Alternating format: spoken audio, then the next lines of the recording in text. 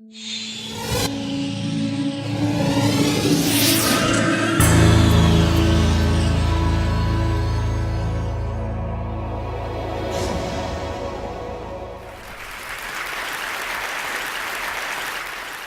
me, this story begins about 15 years ago when I was a hospice doctor at the University of Chicago, and I was taking care of people who were dying and their families in the south side of Chicago. And I was observing what happened to people and their families over the course of their terminal illness. And in my lab, I was studying the widower effect, which is a very old idea in the social sciences, going back 150 years, known as dying of a broken heart. So when I die, my wife's risk of death can double, for instance, in the first year. And I had gone to take care of one particular patient, a woman who was dying of dementia.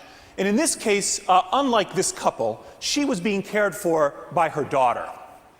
And the daughter was exhausted from caring for her mother. And the daughter's husband, he also was sick from his wife's exhaustion. And I was driving home one day, and I get a phone call from the husband's friend, calling me because he was depressed about what was happening to his friend.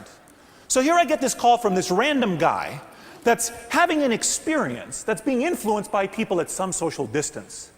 And so I suddenly realized two very simple things.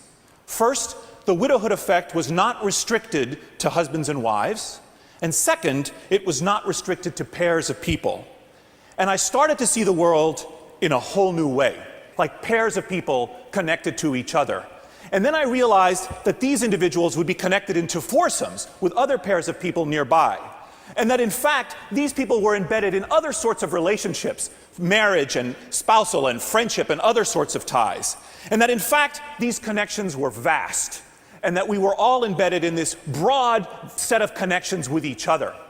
So I started to see the world in a completely new way, and I became obsessed with this. I became obsessed with how it might be that we're embedded in these social networks and how they affect our lives. So social networks are these intricate things of beauty, and they are so elaborate and so complex and so ubiquitous, in fact, that one has to ask what purpose they serve. Why are we embedded in social networks? I mean, how do they form? How do they operate? And how do they affect us? And so my first topic with respect to this was not death, but obesity.